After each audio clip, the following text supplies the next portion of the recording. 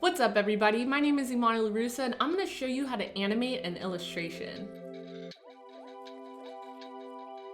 This was a super gorgeous collab with me and Ali Tane, also known as Hi Ali Cat on Instagram. She's super dope, you guys should check her out. Ali provided the character design as well as the animated eyes, but we want to take it up another notch.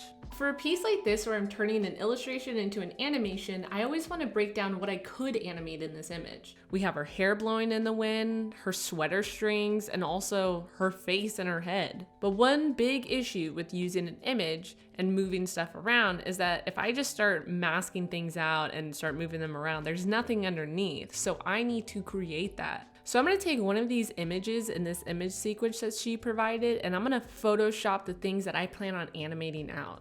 The great thing with this painting is that there's a lot of different visible brush strokes. The best way to approach this is just to fill in the space that we're going to remove and then blend it in. And if you don't know makeup, this is basically how we do it. We use Photoshop. I'm kidding. No, but blending is very important.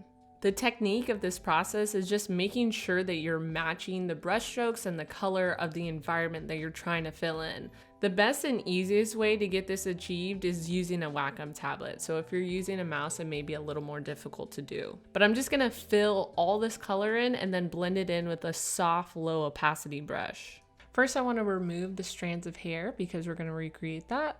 Then I'm gonna remove the strings and then paint behind that, so that when we move the strings, it has a background. And then finally, I'm gonna paint over the eyes because I plan on moving some of the facial features when we animate it. Now that I have everything blended in as a background so that I can animate the rest of it, I could start covering up all the overlapping issues. So like the hair strands that are going over the eyelashes, that's gonna be an issue. So I need to take those off. Once I'm done coloring the eyelashes and making sure that the hair doesn't overlap, I'm gonna cut out these eyes and then I'm going to color in the little hair strands that are covering the eyes. And the reason why I'm cutting out the eyes is because I actually want to move the eyes and the mouth from the head just so that it gives a little bit of dimension which she plans on turning. And the first thing I want to animate are the strings on the sweater. So I'm just going to grab one of the PNGs from the image sequence and mask out the strings so that I can individually animate them.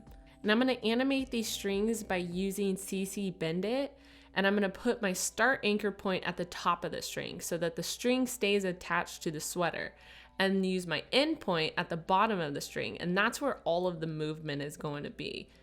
Also, this entire piece is going to be looping, so I need to make sure that my first keyframe matches my last keyframe. So it doesn't matter what I do in the middle or how I animate it. As long as the beginning matches the end, that's what we need. Now we want to put in those single strands of hair that we took out in Photoshop, and we're going to recreate them with shape layers. And what's cool is that in the new 2020 After Effects version, shape layers now have the option to taper, which before I had to use 3D stroke to taper all of my shapes, but now I could just do it with this simple tool. So since we're using hair, I want the top of it to be thicker and the bottom to be thinner.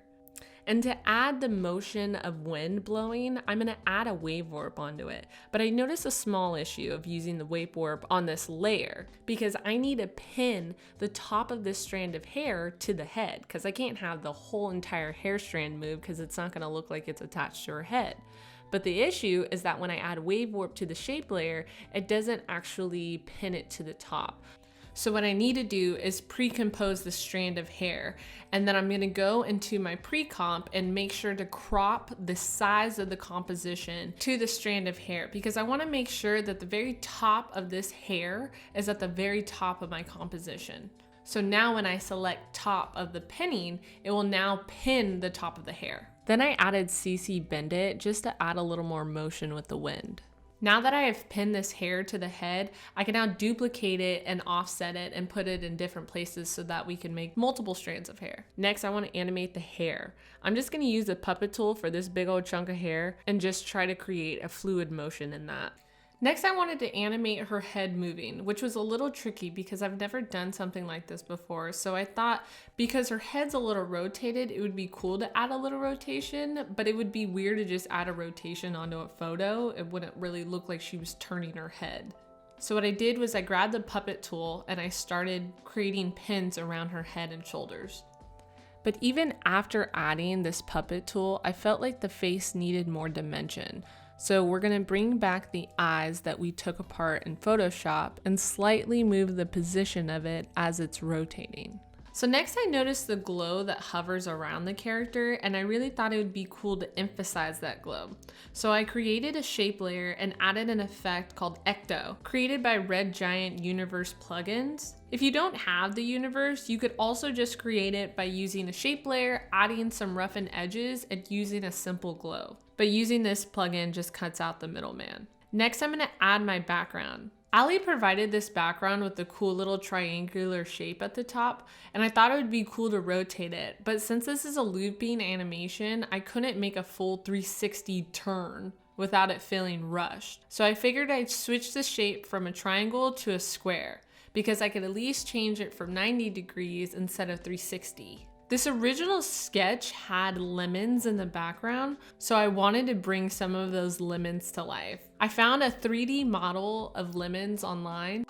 Unacceptable condition! And I brought it into Cinema 4D and added my own lemon texture. Next, I keyframed some rotations, put an alpha channel on it, and exported out 3 different variations of lemons rotating. And for final touches, I added back some of the particles that were in the original sketch using Trapcode Particular. And then lastly, added the chromatic aberration provided by Red Giant Universe. And if you don't have that, you could use CC Lens and an RGB split.